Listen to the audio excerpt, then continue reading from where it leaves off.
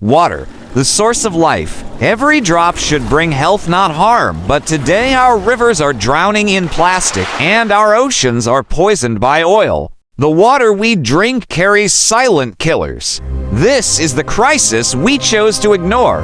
This is water pollution. Our main focus today is the water pollution, a threat that flows into every part of life. But keep in mind it's not alone. Air pollution, clouds, our skies. Then you got soil pollution. That poisons the ground beneath our feet. And finally, our main problem, water pollution. That tortures marines' life. And together they form a global crisis we can no longer ignore. Now, I will give you some examples of water pollution. The river that caught fire. Yes, everyone, water caught fire. The Cuyahoga River in the US was so full of oil and chemicals that it literally burst into flames. Imagine fishing and suddenly your rod is on fire. You're literally cooked. The Foam Party Lake. In India, Bellunder Lake is so polluted with chemicals and detergents that it literally started foaming like a giant bubble bath and sometimes catches fire too. So yeah, nature is throwing toxic foam parties and we're not invited. The plastic whale. A dead whale washed up in the Philippines with 40 kilos of plastic in its belly, including plastic bags, ropes, and food wrappers. That whale didn't die from old age, it died from eating our trash like it was a buffet. Beer kills fish. In the USA, truck spilled 60,000 pounds of beer in the water, killing thousands of fish. Locals joked the fish drank themselves to death, making the Dead Sea American edition. Moral of the story: drink responsibly, even if you're a fish. The river of trash, Beirut's river. Once upon a time, Beirut River was supposed to be a flowing stream, but Lebanon said, "What? We're flying to Philadelphia!" Oh, hell no! Hell no! So for years, this river turned into a mix of sewage, plastic, medical waste, and sometimes mysterious floating things that the scientists fear to name.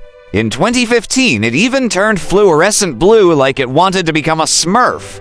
People joked it was the first river to glow in the dark and might be better to charge your phone from it rather than drinking. Moral of the story: when the river glows blue, maybe don't swim in it. Now you are wondering, what are the causes of this pollution? People treating rivers like dumpsters. Master Chiefo once said, "Don't throw that trash on the street." Lebanese uncle: "Okay, then I'll throw it in that river right there."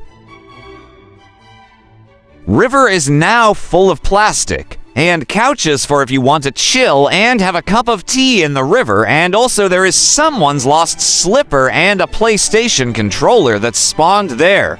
Factories playing scientists. Factories dump chemicals straight into rivers like they are adding seasonings to a soup. A little bleach here, some sodium right there, and some hydraulic chlorine here. Ta-da!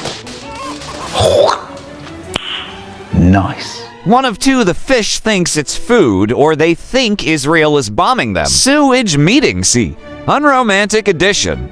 A lot of places don't treat sewage properly, so it flows directly into the sea. Basically, you go to the beach and instead of refreshing cold waves, you get warm, fresh poop particles. Recycling. Haha, what's that? People burn trash or throw it in water because there's no national recycling system.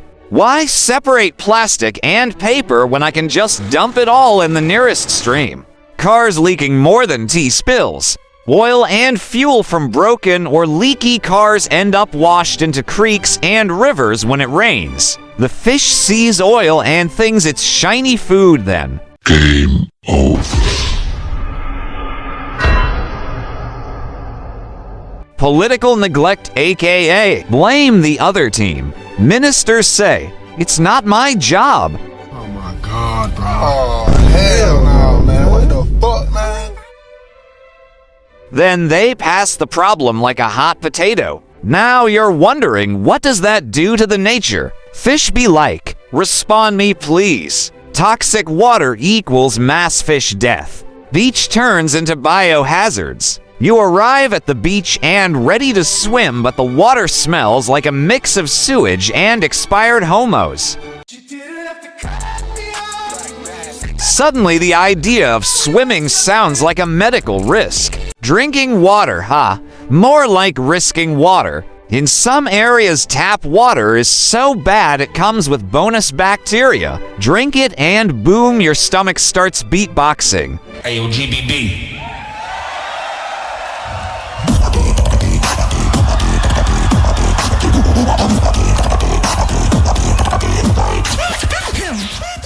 Then hospital says thanks for visiting. The mosquito mafia rises. Stagnant dirty water equals paradise for mosquitoes. You're chilling outside and suddenly you become an all-you-can-eat buffet. Agriculture gets wrecked. Farmers use polluted water for their plants and suddenly the tomatoes taste like gasoline. The cucumber grows with autism. I have AAT, ISM, autism. Tourism says I'm out.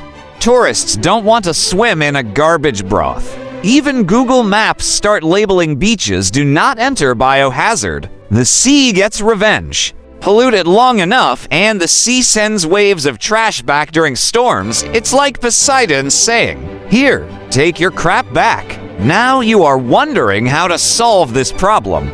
Here is some ways to prevent this from happening. Don't feed the river trash. Trash goes in bins, not rivers, even if the river looks hungry. It's on a strict no plastic diet. Build a real sewage system.